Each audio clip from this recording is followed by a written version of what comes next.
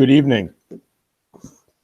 So this evening I would like to drift a little bit away from the actual comic commentary to talk about aspects of the comic book itself, specifically giving a voice to your character through the way the lettering is presented.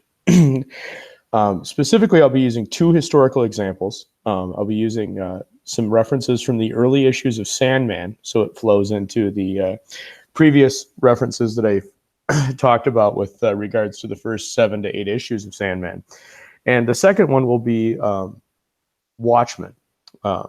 Specifically within Sandman, we'll be talking about the character of Morpheus, of Dream, one of the Endless himself, and how the lettering of his words gives his character a sense of separation and a sense of etherealness as opposed to those around him. So if we move right in, on the left, we have one of the characters within Sandman, even within the realm of Dream, who is speaking within your standard comic book balloon format, standard text. You do see the use of bold and italic styling to get across important points. But for the most part, it's the standard balloon format that you would see in everything. Now, it's important to note here, as indicated by what I've circled, when Morpheus speaks, you get these disconjointed, almost abstract word balloons that, most importantly, do not have any indication of where the phrasing is coming from. And this gives the character a sense of separation. So within the context of Sandman, Morpheus is one of the Endless. He is Dream. He is the representation of Dream. He is almost a demigod, a deity. And so it's important to create that separation between even semi-mortals or demi-mortals that are in his realm and himself. He is a separate entity. How do you do that when you don't have the ability of prose to define to the reader his power, his essence, that he's not the same as these people? Well, you change the very simple structure of the word balloon. And this is carried on throughout quite a few things here. And we see it carried on even when Morpheus himself is in hell within the Sandman stories. The first few, when he goes down and enters a battle of wits to acquire his one of the 3 artifacts that he lost when he was imprisoned, his helmet. The demon also has this. And this is, again, that ethereal quality. The demon is speaking with that distorted word balloon that gives you the sense that something is not the same. Now, it's interesting because if the demon is speaking that way, why then, in the final sequence in hell, you have Morpheus using, again, those disconjointed word balloons. But in this case, it's more of an inner monologue balloon. It has that same rectangular shape, but it's offered with that disconjointed form. And it separates the character. You see standard narration style ballooning done everywhere else within the book, unless it's Morpheus. Now, within that page of those 2 circles, if you look below it, that silhouetted figure is Lucifer. And Lucifer speaks in a standard word balloon. You could argue multiple ways, because Lucifer himself, obviously, Lucifer Morningstar, one of the 3, in the case of this story, rulers of the underworld, is speaking with a standard word balloon. That could mean multiple things. In this case, I think it's to show the disconjointed nature and the chaotic nature of the demon, as opposed to the structured but yet ethereal quality of Morpheus, yet at the same time the almost regal, almost human aspects of Lucifer. Now, again, you see it later on in the story as well, as he speaks. Morpheus speaks, but you start to see this as the series carries on. Earlier, I mentioned in the sequence from the first issue, there was no indicator of where the phrase is coming from. Here, you start to get that, and this continued as the Sandman series evolved. You'd get more of an indication that Morpheus was speaking with that little trailing edge that suggested where the word was coming from. But still, that disconjointed lack of formal structure of the balloon really brings across that point, and that's giving the character depth through simply placing their dialogue within a disconjointed or a non-structure format within that word balloon. That gives him separation from everything else.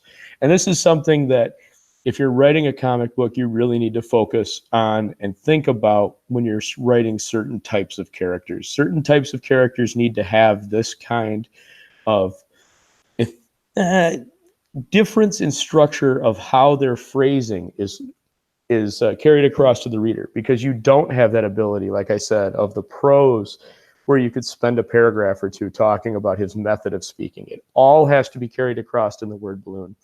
And here with the black background, the white text, and that strange bubble format, it really, it snaps it and it brings it across. Now, on the same token, we could turn a page and we could look back several years and look at Watchmen. And what Alan Moore and Dave Gibbons did with this was they use lettering to tell you more about characters, and those word bubbles tell you more about characters than almost the art. Watchmen is exceptional in this, and I've just grabbed a couple of quick examples. I don't want this talk to go on too long. So here are 3 panels from Watchmen, and they give us 3 things. The first panel is Good Evening, Rorschach. And this is Dr. Manhattan speaking. And every time Dr. Manhattan speaks, you get this word balloon within a word balloon with a blue background. And that sets Dr. Manhattan apart. It's immediately showing that not only is he this almost omnipotent being, but his phrasing and his speaking is different. Where, as we see in the 2 sections that are circled here, Rorschach's inner monologue is even, again, similar to Dream that we saw in Sandman, which came later, which maybe was influenced by this. We see that even his inner monologue is that disconstructed rectangle. His voice is different than everyone else around him. And then as he's hanging out at Hollis's apartment, you get that, again, disconjointed word balloon. It's not a standard word balloon. And you get that, got hungry, waiting, help myself to some beans, hope you don't mind. And then the response is just Rorschach. It's a standard textual response. But take note that how Dr. Manhattan speaks is different than how Rorschach speaks, and it's different than how Night Owl speaks. This is creating the character. Night Owl speaks like everybody else. He's just an average guy who happens to put on a costume. Rorschach is different. His word balloon is different. It's giving you a sense that there is something different from Rorschach, about Rorschach than everybody else. And again, it's giving you the impression that there's something different about Dr. Manhattan than everybody else. It's reinforcing that omnipresence, and it's only continued. Now, I'm going to focus a little bit on Rorschach here, because Rorschach has a very interesting event happen to him within the course of Watchmen. And spoilers, if you haven't read it yet, you need to pause this video and go read Watchmen now. Now that you've read it, you're back. Rorschach is captured at one point and his mask is removed. Now, as soon as his mask is removed, you will see that just as the psychologist that's interviewing him at the prison uses a standard word balloon, now so does Rorschach. This is exceptional both editorial and lettering and art design, because it's letting you know that everything about the Rorschach persona is encapsulated within the mask. The mask makes him Rorschach. It's a curtain. As soon as you pull that curtain back, he's just like everybody else. But the minute that curtain goes back on, which happens later after he's freed by Night Owl, and I'm drawing a blank, and I apologize.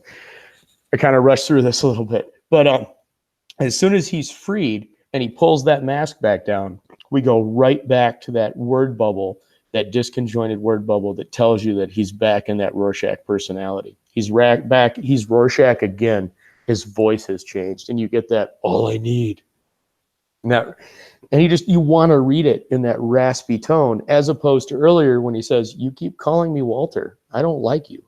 Standard word balloons, standard phrasing, standard structure. You read them just like you read everything else. It glides across the page. The minute you hit those word balloons that he has in that Rorschach voice, you get that impression that it's something different. It's something, is it more guttural? Is it more primitive?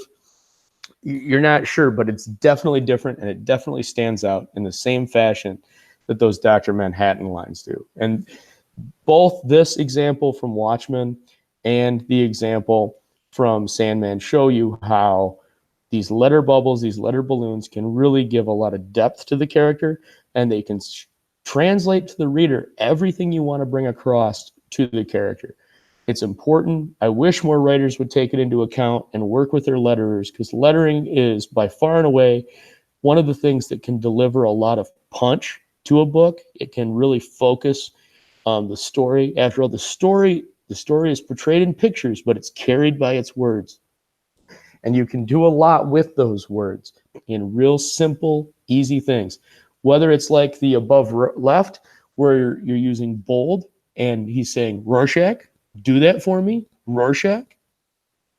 Or whether it's as simple as just altering the structure of that word balloon as done in the lower right and the previous examples. So that's all I really had. This was a short video. I just wanted to focus on those aspects of lettering and the structure. Regarding the character, giving that character a voice, please remember to like, subscribe, and ring the bell. Looking forward to bringing you more content. I appreciate it. Have a wonderful evening. Thank you.